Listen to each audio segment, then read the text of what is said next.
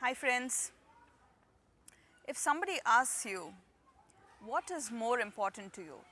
Is it money or is it time? What would be your answer?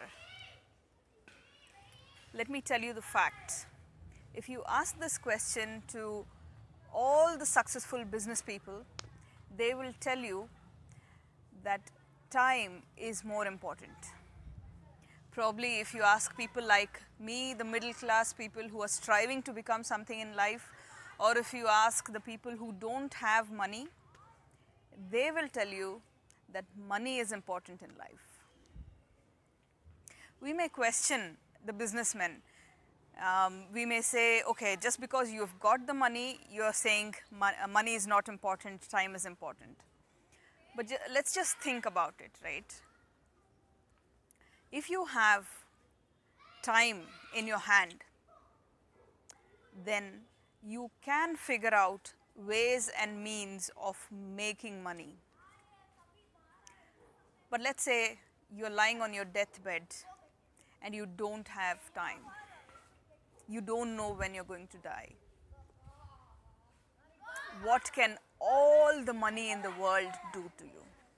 Can it get you just one more minute of your lifetime that you may want to spend with your loved ones? That you may want to hold your spouse's hand and tell her or tell him how much they've done for you and how much it means to you? Can you hold your son or daughter and tell them how much you miss them when you were working all your life and didn't spend enough time with them? How you're feeling now when you don't have time? Unfortunately, no. Let me tell you my personal experience. My daughter was growing up and growing up too fast, like how every child grows up for a mother or a parent.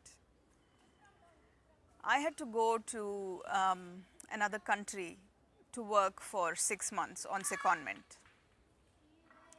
And she was almost this height when I went, as in to me. I'm short, I'm quite short. And she was almost this much when I went.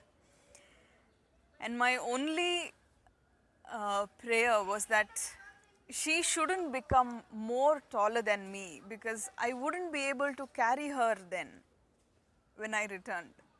Every time I spoke to her on the phone, I used to tell her, oh, I know you have to become taller, I know you're growing, but please don't become so tall that I can't hold you in my hands, I can't lift you up when I come back. And today she is taller than me.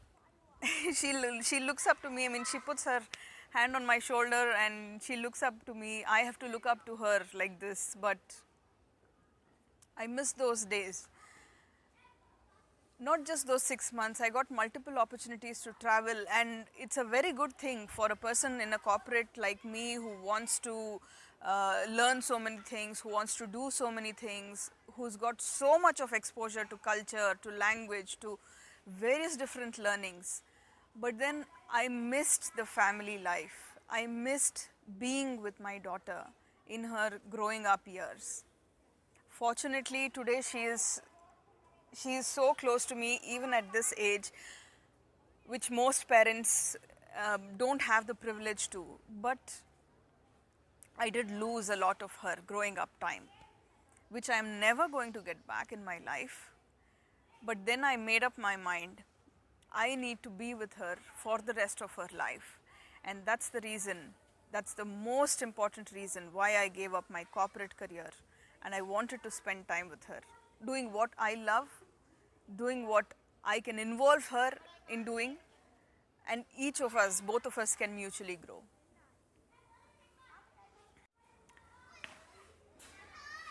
One more story of the time that I lost.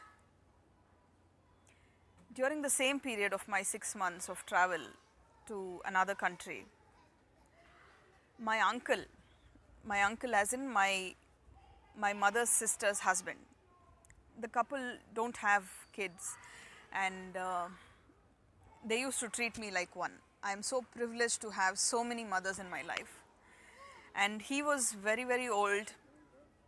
He had suffered multiple injuries by falling down, but he was recovering. He recovered quite well. He was a very, very strong-willed, powered man. He was almost 90 plus when I left, and he never was negative any point in life. But that day when I was leaving, he told me, probably I won't be there when you come back, so try and come back soon. The only thing that he had asked me in his life was, he wanted to travel in an aeroplane. He had never traveled in one. Before that, I must tell you, today whatever I am because of the stories, because of the values that he, my parents and my entire family has instilled in me. And when he wanted to take a flight at least once in a lifetime, I said, no, don't worry, I am going to take you. We have time. I know you're going to be there with me. I am going to take you. In fact, I booked the tickets twice, and due to whatever his health reasons, he fell down at one point in time, and he broke his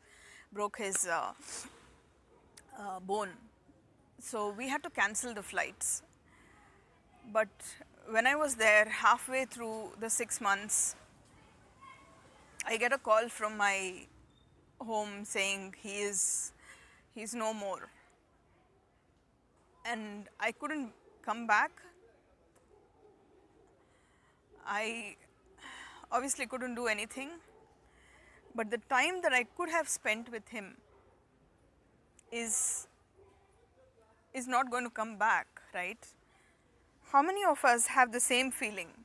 How many of us leave our parents without talking to them, without even calling them even once a day? We become so busy in our lives. We become so busy in running after money, running after the lifestyle that we want to achieve, running after the security that we want to give our kids. Yes, of course, everything else is true, but the time doesn't come back, my friends. Today I might have got the money, I might have earned everything that I could have taken him in the flight any time that he wanted to, but he's not there with me. So people give so many stories about how a kid asked his father, how much money do you earn in an hour? And then he went and broke his piggy bank, and he got all the money that he had and said, can you spend, I have the money just to suffice half an hour of your time. Can you spend half an hour with me? Is that the situation that we are getting to? People give examples of how we have 86,400 seconds per day and how we can spend them effectively. At the end of the day, my friends, effectiveness is what we feel when we are lying on that deathbed and we repent for everything that we did not do in life. So we have a limited life. We don't know if we are going to get up tomorrow. We don't know. I don't know if I'm going to even switch off this and edit this and upload this before that I might die, right? So with the limited time that we have, let's live the maximum that we can. So with the limited time that we have, my dear friends, let's live the maximum that we can. That is life. You might ask, at this age, what do you know about life? There are so many people on the roads, there are so many farmers, there are so many soldiers that are struggling, but they are making sure that their life is worth every second that they have lived, my friends. Money cannot buy time at any point in time. The limited resource and the resource that every single one of us, every creature that was created by God has been bestowed in equality is time. We might have different colors, different skill sets, different the way we look, different status as in money, everything can be different. But one thing that God has given common to all of us, to every single one of us, is time per day. I can be myself, as in the same middle class person that I am today all my life. I can become Bill Clinton or Narendra Modi. I can become the person who doesn't do anything, who doesn't want to do anything, and who just wants to beg sitting on the roadside. I can become whoever I want to become, provided I utilize my time the way I have to.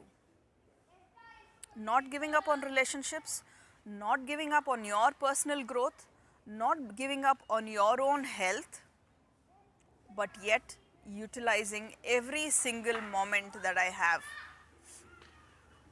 so that when I lie down on my deathbed, I be happy that I have utilized every single minute in my life the way I wanted to. I hope this has helped a little bit at least in your life. Thank you very much for listening to me. If you do like my videos, please hit the like button, subscribe to my channel, and follow up for various videos. Thank you very much.